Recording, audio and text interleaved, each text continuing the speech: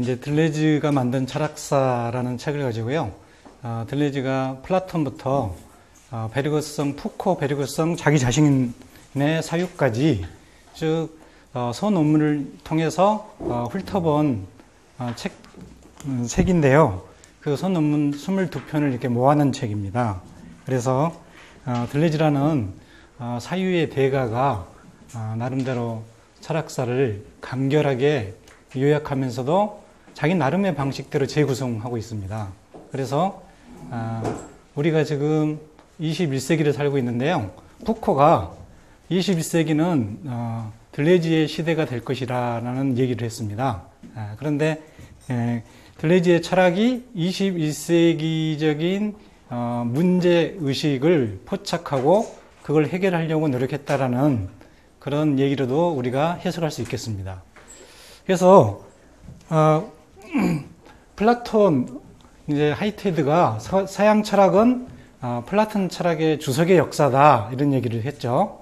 그래서 플라톤적 사유는 이미 2000년 이전에 시작을 했지만 지금도 여전히 한편 지속되고 있다는 거죠. 그리고 주류적인 사고로 자리 잡고 있습니다.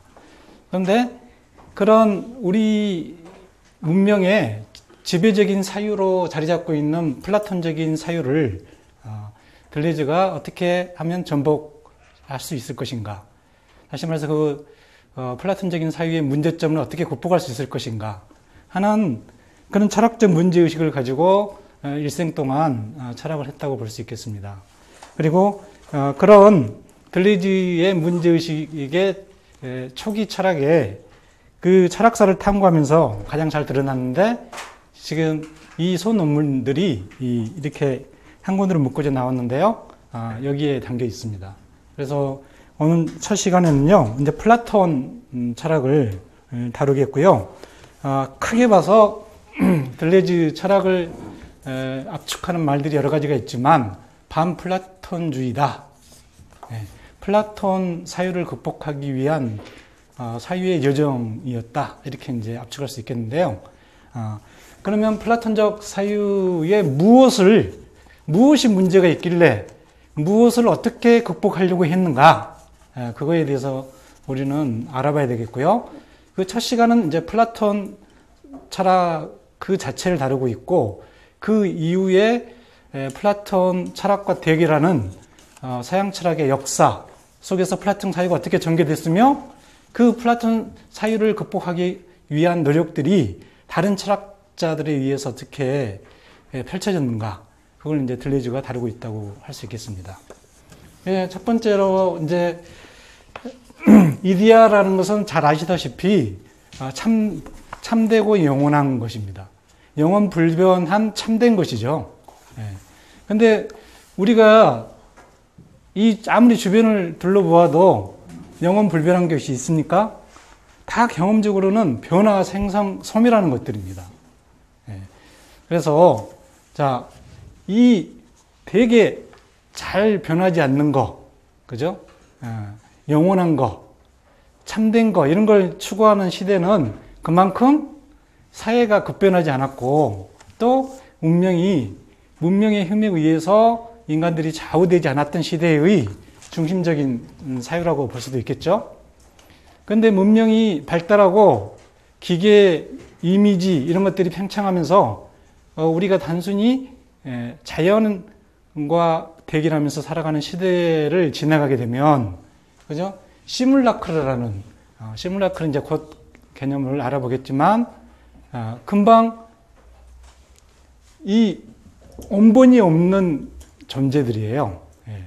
그러니까 자기 족보가 없는 존재, 자기가 어디서 태어났는지, 어떤 것을 동일성으로 삼고 자기 자신을 만들어냈는지를 모르는 존재들, 비존재라고도 할 수 있고, 그게 대표적인 게 이미지들이죠. 근데 이미지는 이미지인데 자기가 모방한 것과 완전히 다른 이미지예요. 그러니까 모방했다가 하면은, 그죠? 자기가 모방한 대상과 비슷해야 되지 않습니까? 근데 비슷하지 않아요. 모방한 것과 완전히 다른 거. 이런 걸 이제 시뮬라크르라고 얘기합니다. 그래서 우리가 사는 시대, 특히 푸코가 얘기한 들레지의 철학은 21세기를 풍미할 것이다라는 그런 예언은 우리 문명의 조건이 시뮬라크가 지배하고 널리 우리의 일상을 좌우하고 있는 시대이기 때문에 이 시뮬라크에 대한 사유, 철학이 필수적이라는 거죠. 그래서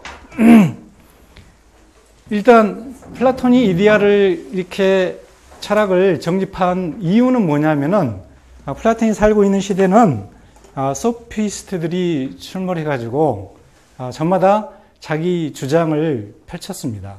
그래서 플라톤이 보기에 그죠? 근거가 없이 거짓을 참이라고 주장하면서 사회를 혼란시키는 사람들이 소피스트라는 거죠. 그래서 참된 주장과 거짓된 주장을 어떻게 우리는 구분할 수 있는가? 우리 지금 사회도 굉장히 혼란스럽지 않습니까? 정치만 하더라도 저마다 자기가 이 사회의 문제를 해결할 수 있고 국민을 행복하게 할 수 있다고 주장하는데 그 주장이 참된 것인지 거짓말인지 그죠? 그릇된 것인지 우리는 어떻게 판별할 수 있느냐는 것이죠. 그래서 참된 주장과 거짓된 주장을 갈라야 되겠다. 판별해야 되겠다라는 것이 이데아론을 철학적으로 구성하게 된 동기입니다. 그래서 그러면 이 세계에 참된 것이 무언가를 물어봐야 되겠죠. 근데 우리가 경험하는 것들은 항상 생성소멸하고 변화합니다. 근데 생성소멸하고 변화한 것 중에 무엇이 더 참되냐 찾을 수가 없겠죠. 그러면서 한편으로는 또 다 변화가면 한 게 아니고 느리게 변하거나 변하지 않는 것처럼 보이는 것들이 있습니다. 그래서 이제 플라톤은 사물을 중심으로 생각을 했습니다. 왜냐하면 그때 당시에는 자연과 대결하는 시대잖아요. 물론 인간 사회도 전쟁이며 복잡 다당한 구조로 돌아가고 있는 시기이긴 하지만 그래도 인간은 여전히 인간의 문명력은 자연과 대결해야만 생존이 가능했던 시대였어요. 그래서 주로 사물에서 참된 것이 무엇인가, 그죠? 사물에서 참된 것이 무엇인가라는 걸 중심으로 사유를 했고, 더 나아간다면 참된 것은 사물에, 그러니까 영혼 불변한 것은 사물에만 있는 게 아니죠. 사건에서도 영혼 불변한 것들이 있습니다. 예를 들어서 우리가 첫사랑을 고백하는 거, 이거 인간이 태어나면은 뭐 죽을 때까지 꼭 누구나 거치는 과정이잖아요. 그리고 사랑하게 되면 헤어지는 거, 그죠? 또 태어나면 죽는 거, 태어나는 거, 이런 것들이 전부 다 사건인데, 이런 사건 또는 사태, 그죠? 어떤 사물과 사건의 변화의 양상을 보여주는 사태, 이런 것도 계속해서 반복이 됩니다. 그래서 이렇게 반복되는 거, 그죠? 똑같은 것이 돌아오는 거, 반복되는 거, 이런 것들이 영원하고 불변한 것들인 것인데, 그런 것을 우리는 이제 플라톤은 참되다고 1차적으로 생각했다는 거죠. 그런데 영원 불변한 것은 인간은 유한한 존재가 만들어낼 수는 없잖아요. 유한한 존재는 변화, 생성, 소멸 속에 있는 것이고 자기 안에 있는 것보다 더 큰 걸 만들어낼 수가 없잖아요. 그러니까 당연히 그 영원 불변한 것은 누가 만들어냈겠습니까? 신이 만들었다고 보는 겁니다. 이데아는 플라톤에게는 그래서 신화적인 사고를 극복하려고 하면서도 플라톤은 왜 신화적인 사고에서 출발하느냐면은 그런 논리적 비결이죠. 영원 불변하고 참된 것은 유한한 존재가 만들어낼 수 없다고 생각한 겁니다. 그래서 신이 만들어냈다고 이제 생각을 하게 된 것이고요. 그런데 이제 문제는 본격적으로 이제 철학적 사고가 펼쳐지는 시기이기 때문에 문제는 뭐냐면은 세상 속에서 존재하는 그저 운동이 있고 그죠? 이 변화가 있습니다. 근데 그 중에서도 변하지 않는 거, 정지가 있고 동일성이 있어요. 그래서 그 전에 파르메니데스가 정지의 철학을 펼쳤지 않습니까? 존재하는 것은 부동의 일자다. 그죠?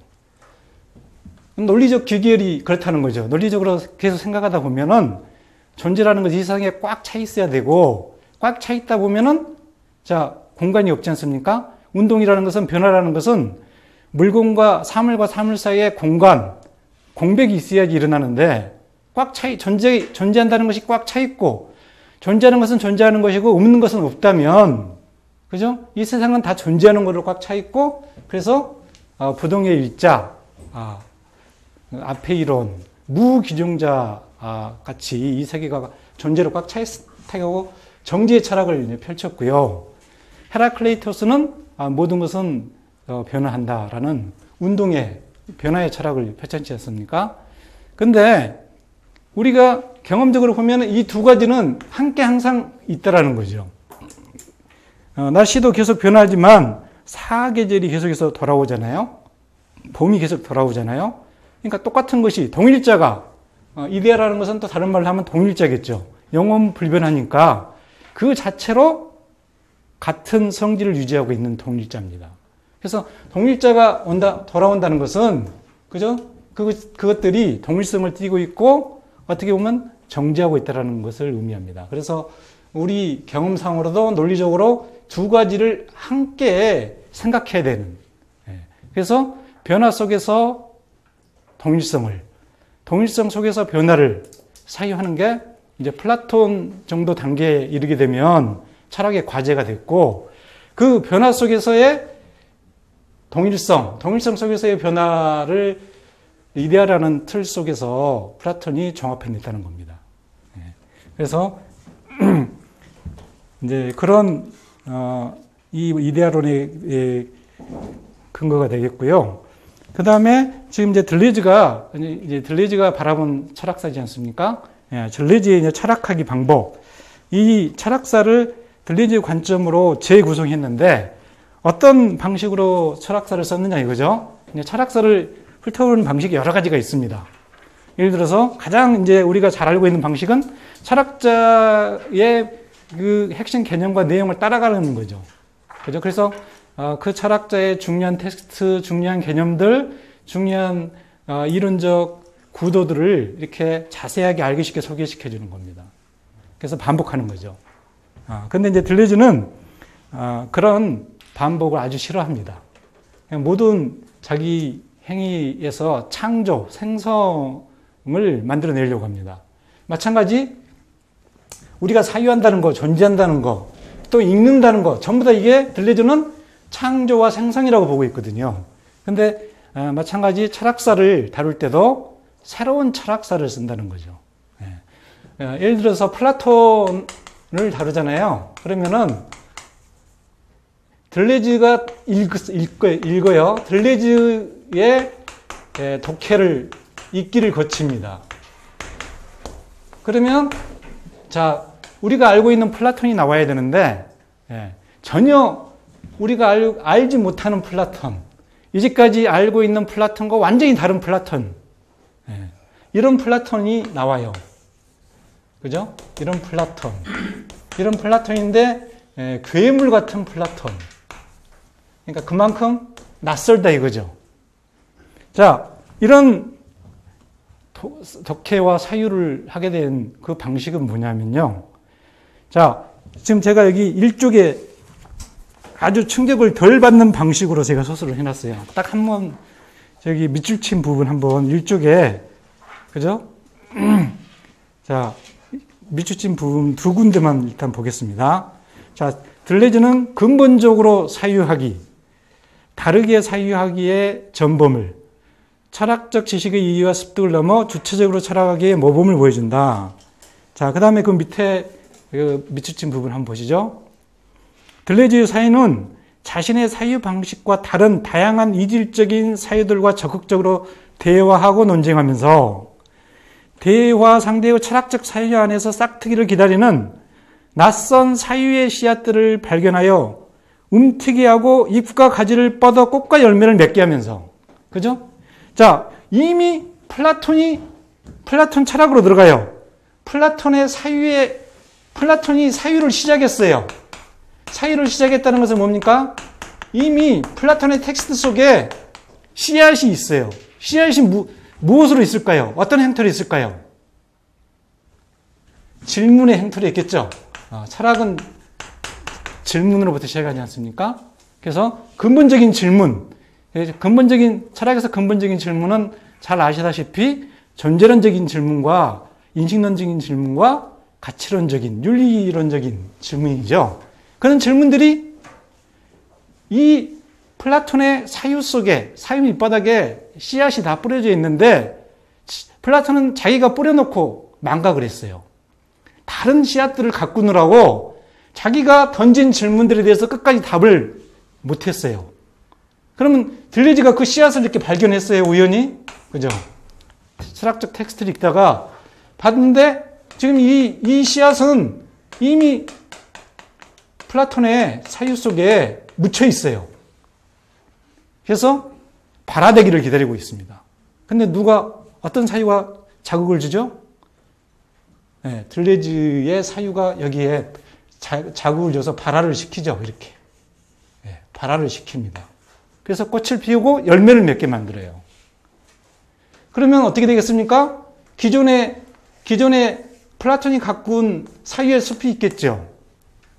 근데 사유의 숲을 모양을 완전히 바꿔버려요. 이 새로운 씨앗들이 자라가지고. 그죠? 그런 사유가 그런 철학사 있기, 그런 철학자의 철학을 독해하기. 그래서 그 철학자를, 그죠? 새로운 플라톤이죠. 그러니까. 플라톤 자신도 몰랐던 플라톤 안에 있는 플라톤보다 더한 플라톤. 그죠? 그런 플라톤을 발견합니다. 창조를 해내요. 자, 이것이 들레즈의 철학사 읽기 방법이고 전략입니다. 그래서, 근데 이런 건 사실은 들레즈가 여기 전면했지만 우리 현대 철학 사유에서 익숙한 거예요. 이런 방식으로 독해하고 사유한 사람들은 그런 사유의 대가는 대표적으로 데리다, 잘 아시죠? 데리다라든지 지젝, 슬라브의 지젝, 이런 사람들이 항상 이런 들레즈 같은 전복적 읽기라고 그러죠. 데리다는 해체적 읽기라고 그러고, 그런 해체적 읽기와 전복적 읽기를 동시에 구사하고 있는 철학자는 지금 현대 철학자 중에 슬라브의 지젝이라는 철학자가 있어요. 이런 방식으로 읽고 새로운 사유를 만들어내는 방식이죠. 새로운 사유의 지평을 나아가는 방법이라고 볼 수 있습니다. 그래서 동시에 보십시오. 들레즈 자신 안에서 깨어나기를 기다리는 잠든 사유들을 일깨워 거기에서 더욱더 새롭고 창조적인 사유를 발휘시켜 나간다. 자, 들레즈가 이렇게 플라톤을 통해서 플라톤 안에 이미 버려져 있는 질문들, 근본적인 질문들을 끝까지 밀고 나가서 그에 대한 해답을 만들어낸다는 거죠. 그렇게 되면 어떻게 됩니까? 기존의 플라톤이 철학을 펼쳤던 내용을 전복시킵니다. 그 내용이. 플라톤 안에 있었는데, 그죠? 플라톤이 이제까지 평생 동안, 일생 동안 잡고 씨름한 문제, 그래서 해답을 내놨어요. 근데 플라톤이 처음에 사유의 씨앗, 질문을 뿌렸는데 그걸 망각하고 다른 데 집착했다는 거죠. 그 버려진 사유의 씨앗, 근본적인 질문들을 들레즈가 끝까지 물고 늘어져서 해답을 추구한 결과 플라톤을 전복시키는 방식입니다. 그런 방식이, 자, 들레즈가 차이와 반복에서 뭐라고 불렀냐면은 그런 독해, 그런 덕법을 뭐라고 했냐면은 비역질 독해라고 불렀어요. 비역질이 무엇인지 아시죠? 예? 좀 성적인 용어라서 좀 그렇긴 한데요. 자, 우리가 정상적으로 이성적으로 성행위를 하게 되면은 이게 정상일을 하잖아요. 비역질은 뭐예요? 학문으로 성교하기예요. 자, 학문으로 성교하면 얘가 나옵니까? 안 나옵니까? 안 나오잖아요. 근데 학문으로 성교를 했는데 여기에 사생아가 나온다 이거예요. 사생아를 출산하는 독해의 날입니다. 사생아를 출산했다는 것은 부모를 모른다는 거죠. 자, 지금 여기 플라톤 철학에 들어갔어요. 근데 플라톤 안에서 플라톤 철학을, 사유를 추적했는데 끝에는 누가 나왔습니까? 괴물 같은 플라톤이 나왔어요. 그러니까 원래는 플라톤을 독해하게 되면 플라톤과 유사한 결론이 나와야 될 거 아닙니까? 근데 플라톤하고 완전히 다른 새로운 철학적 사유가 나왔다 이거죠. 그러니까 여기 새로운 플라톤은 뭐예요? 이 텍스트를 보면 사생아죠. 부모를 모르는 사생아예요. 그죠? 그러니까 자, 들레즈가 읽은 자, 철학적 결론, 플라톤 철학의 결론. 그게 플라톤 텍스트에 어디가 있어? 그 증거를 대봐. 그러면 어떻습니까? 안 보인다 이거죠. 안 보이는데 뭐 어디에 있는 거예요? 플라톤이 쓴 텍스트 행간에 있는 거죠. 보이지 않는 논리를 잡아내는 거죠. 그래서 전복시킨 결과이기 때문에 그 플라톤 텍스트에서 잡을 수는 직접적으로 증거를 제시할 수 없어요. 그래서 사생합니다. 그런데 분명히 뭐죠? 비역지를 통해서 그죠? 플라톤을 뒤에서 그죠? 비역지를 해서 애를 낳았다 이거죠. 플라톤 자식을 낳았다 이거죠. 근데 플라톤을 아버지라고 말할 수 없는 자식이라 이거죠. 너무 플라톤과 다르기 때문에. 이해가시죠? 이게 비역질 독해법이라고 차이와 반복에서 들레즈가 자신의 철학적 사유를 이렇게 설명한 내용이고, 그것이 지금 그 비역질 독해법, 다시 말해서 기존의 사유 속에서 기존의 사유를 넘어서는 그런 사유법과 독해법을 적용한, 철학사에 적용한 내용, 소논문들을 모아놓은 게 지금 이 들레즈가 만든 철학사라는 책입니다. 자, 그래서 그걸 오늘 이제 첫 시간에 플라톤을 이제 알아보겠습니다. 자, 그러면 이제 플라톤, 일단 제가 이제 강의안을 준비했으니까요. 한번 강의안 내용이 많아서 다 살펴볼 수는 없고요. 중요한 내용을 중심으로 이렇게 넘어가겠습니다. 나머지 내용들은 한번 읽어보시면 되겠어요. 네. 자, 이쪽에 보시면요. 플라톤의 문제의식과 철학적 구도. 네. 철학적인 문제의식은, 플라톤의 문제의식은 뭐냐 이거죠. 자, 거기 한번 밑줄친 부분 한번 보겠습니다. 플라톤 철학적 문제의식은 선별이다. 그죠? 자, 이 세상에 무한히 많은 것들이 존재합니다. 근데 그런 것들을 다 우리가 가질 수 없죠. 다 누릴 수 없죠. 그래서 좋은 것과 나쁜 것, 그죠? 좋은 것과 나쁜 것, 진짜와 가짜를 선별해야 된다는 거예요. 이게 이제 플라톤 철학의 사실은 서구 2000년 현대까지 지배적인 사유가 된 이유죠. 우리는 선별하면서 할 수밖에 없죠. 유한한 존재이기 때문에 그렇죠. 만약 우리가 무한한 존재고 신이라면 선별할 필요가 있겠습니까? 없습니다. 다 한번 같이 살아보면 돼요. 왜냐하면 영원히 살 건데요. 근데 단 이례적이고 많이 살아야 120년 살고, 그죠? 그렇기 때문에 되도록이면 참된 것, 좋은 걸, 그죠? 경험하고 나누고 살려고 하는 거죠. 그래서 거기서 선별은 선별해야 된다는 것이 인간의 본원적인 조건이라는 거죠. 그래서 선별하는 방식이 있어야 되지 않겠습니까? 선별하려면 좋은 것과 나쁜 것을 가르는 기준이 있어야 돼요. 참된 것과 거짓된 것, 진짜와 가짜를 나누는 기준이 있어야 됩니다. 그래서 그 기준을 제대로 찾아야 되고, 그 기준이 뭐라고요? 이데아라는 거죠. 그런 방식으로 했다는 것이고, 자, 이건 들레즈가 여기 플라톤 철학에서 동의하는 부분이에요. 자, 들레즈가 플라톤 철학을 비판했다고 해서 다 비판한 게 아닙니다. 자, 이 선별이라는 문제 설정, 그죠? 문제 틀은 인간에게 근원적인 것이고, 우리는 피할 수 없는 것이라는 겁니다.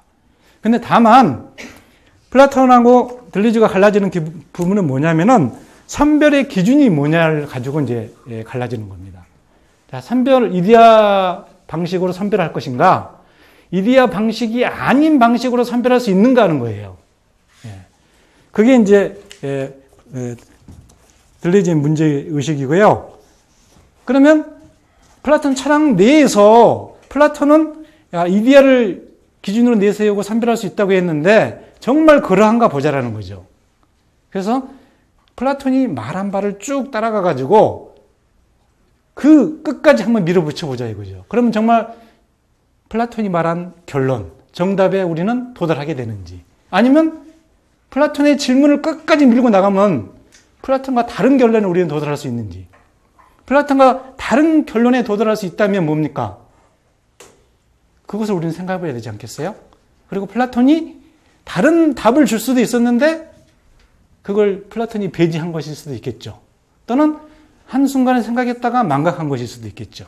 우리는 그런 사유를 해 나가야 된다는 것이 지금 이제 들레지의 생각입니다.